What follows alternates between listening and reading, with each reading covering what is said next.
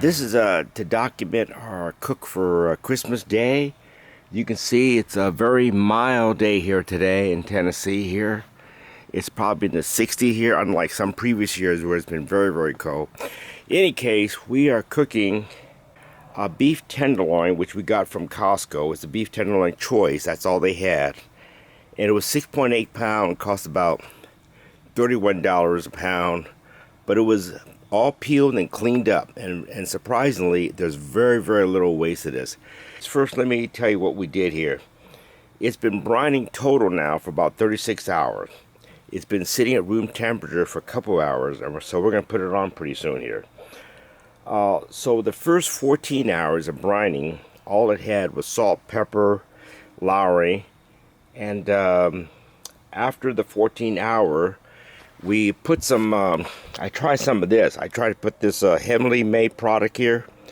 It's a sensational Italian.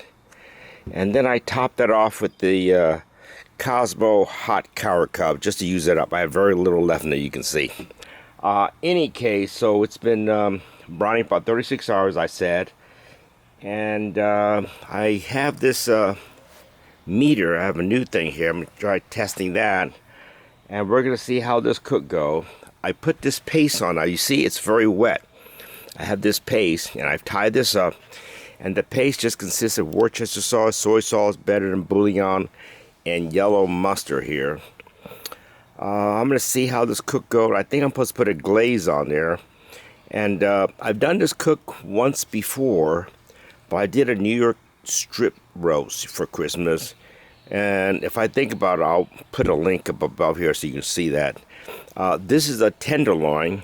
Last time we did it was a New York strip roast. Turned out awesome. But I think I only browned that for maybe, well, I brined that for a long time too, but that was a big cut of meat there. I hope I didn't brine it too long. Let's just see what happens here. Again, and one reason I cut it in 3 parts, some people may like it more well done. And this is, I kept everything intact. The head is in here and everything. And this is the Chateaubriand part here. And this part here, I just cut off. It was connected to this. And I could have tied it on, but I just tried to cut that off. That's probably part of the chain. Look very meaty here. Actually, even though this was choice, I looked at the marbling. The marbling looks quite excellent. So I'm looking forward to this here. This will be a fast cook. I'm going to do this on a Hasty bake here. This is the charcoal setup here right now. As you can see, I have a little charcoal with about 6 B&B, and I'm going to put it into this hole here. So I'm going to do a reverse sear, low and slow. Let's hope this turns out wonderful. Just coming back here, I had to put a little gel because these charcoal weren't fully lit. They were just going too slow. I probably didn't put enough initially in the chimney. But in any case, here it goes, and right now I'm trying to get the cook moving on. Let's see, what time is it now? It's almost 4:30, so I want to get this going. I don't think this cooking is going to take more than 2 hours or so. In any case, let's see how this goes. All right.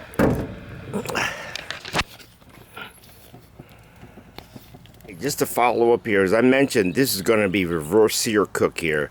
So I will initially have the tenderloin on this side here.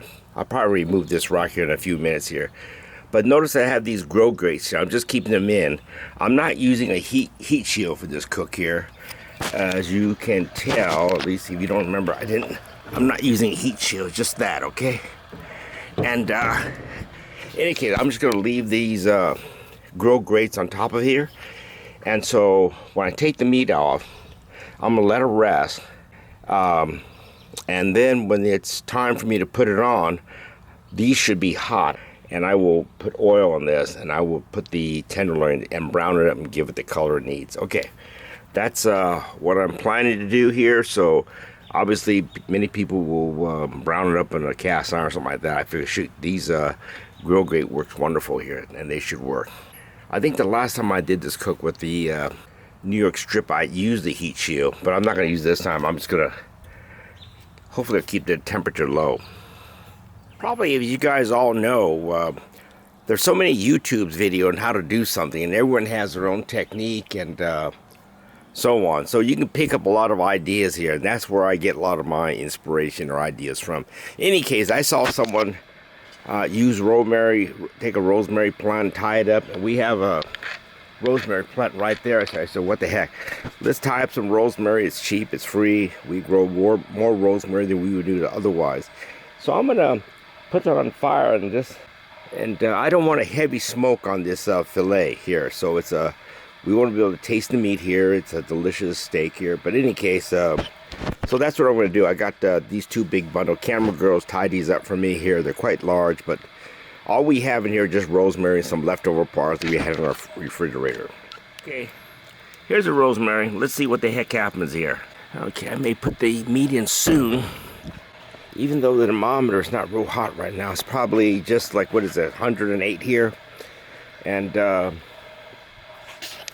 I'm going to just put it in and just let time do its thing. Here's what the blooming thing looks like right now here. And I have all the roasts up on this top rack here. And we'll see what happens. It's not up to 200, maybe it's like 175, 180, whatever right now. But in any case, I'm not worried. I'm going to close this down and let it cook and see how the cooks progress. It's getting dark now here. It's been about an hour and a half here. I think it'll be about 40 more minutes according to the Meter Pro. And any case, this is what it looks like. Oh, see these little skewer things here? There wasn't much fat when I had to trim off a little bit here from the tenderloin. And rather than just throw that darn fat away, I put on these little skewer here and put them on a skewer and just burn and let it flavorize the meat. Just mostly it. All right, the cook is over here. I think one of the problems with this time here is that I may have brined this too long. And but in any case, it looks beautiful here right now. Take a look at that, guys. Take a look at that. Beautiful, isn't it? Yeah. Beautiful. In any case, we'll see what this is like. In any case, this is Christmas dinner. 2025. 2025, so we're just documenting this cook here and see how it goes. So God bless America, Merry Christmas, and God save the Republic. Amen. See you again.